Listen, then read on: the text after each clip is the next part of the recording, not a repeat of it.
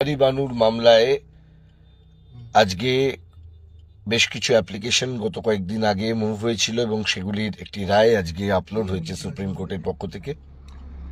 সেই রায়তে supreme court স্পষ্টভাবে দুটো বিষয় জানিয়েছেন যে ট্রাইব্যুনাল অ্যাপিল, এসআইআর এর ক্ষেত্রে যে ট্রাইব্যুনাল অ্যাপিল হয়েছে সেই ট্রাইব্যুনাল অ্যাপিলগুলির চূড়ান্ত যে বিচার, সেই বিচার যেগুলির সম্পন্ন হবে দুদিন আগে ভোটের, অর্থাৎ 23-এর দুটো দিন আগে 21 তারিখ এর মধ্যে এবং 29 তারিখে যেখানে ভোট, 27 তারিখের মধ্যে যাদের মামলাগুলো ক্লিয়ারেন্স পেয়ে যাবে তাদের সকলের যে ভোটাধিকার, সেই ভোটাধিকার তারা প্রয়োগ করতে পারবেন। এবং এই সিদ্ধান্ত মহামান্য সুপ্রিম কোর্ট তারা নিয়েছেন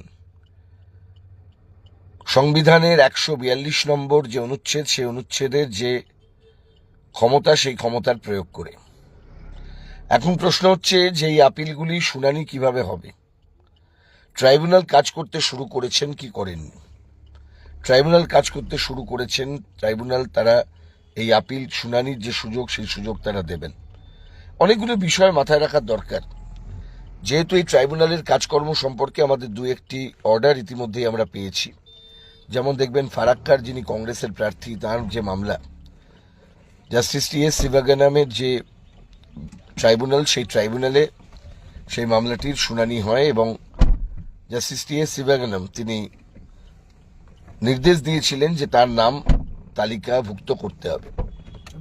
এই তালিকাভুক্তকরণ, সাপ্লিমেন্টারি তালিকা প্রকাশ করে তাদেরকে যুক্ত করা এবং তারা ভোটাধিকার প্রয়োগ করতে পারবেন, এই যে নির্দেশ সুপ্রিম কোর্টের, সেই নির্দেশকে আমরা স্বাগত জানাই এবং আমরা এটা বলতে চাই যে এই নির্দেশ আমাদের পশ্চিমবাংলার বুকে যে এসআইআর এর সময় যে লজিক্যাল ডিসক্রিপেন্সির নামে যে আলাদা একটা লেয়ার তৈরি করার চেষ্টা করা হয়েছিল, সেই লেয়ারকেও চ্যালেঞ্জ করে দিল। ভয় পাওয়ার কোনো কারণ নেই। আমরা আগে থেকেই বলছিলাম যে ভয় পাবেন না, কিন্তু বিপদকে মোকাবিলা করবার জন্য আপনাদের রসদ সংগ্রহ করতে হবে। এই ট্রাইব্যুনাল অ্যাপ্লিকেশনের প্রথম যে নীতি, সেটাকে মাথায় রাখার দরকার যে প্রথম এই জায়গাকে হিট করতে হবে যে ডকুমেন্টস প্রোডাকশনের দায়িত্ব যারা আপনার নাম ডিলিট করেছেন তাদের। তারা যখন ডিলিট করেছেন, ধরে নিতে হবে তারা অ্যাপ্লিকেশন